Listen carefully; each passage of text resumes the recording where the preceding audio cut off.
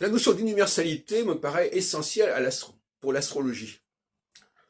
Si le monde est universel, si tout le monde est sur la même longueur d'onde à un moment donné, si tout le monde bouge, s'il y a un mouvement collectif d'un seul tenant, à un moment donné, d'une phase à une autre, eh bien ça justifie qu'on puisse raisonner à partir d'un certain nombre de cas sur l'ensemble.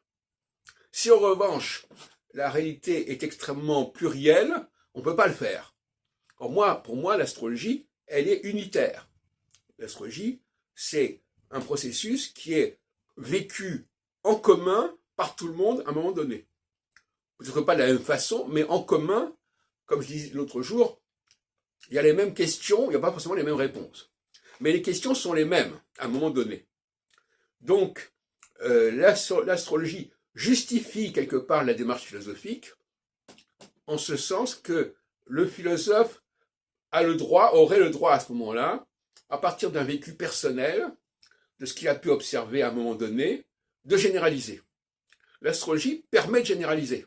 Contrairement à ce que il y a des astrologues qui disent au contraire, ah ben non, on ne peut pas généraliser, il a ébayé et tout. Non, je dis, à un moment donné, il y a un phénomène général. Cela dit, il peut y avoir des réactions.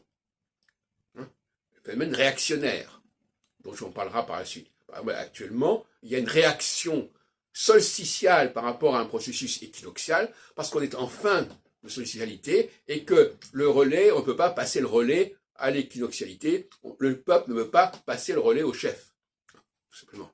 Et à d'autres moments, probablement, quand on passe de l'équinoxialité à la solsticialité, eh bien, c'est le chef qui refuse de laisser la parole au peuple, par exemple, pour de nouvelles élections, etc., etc.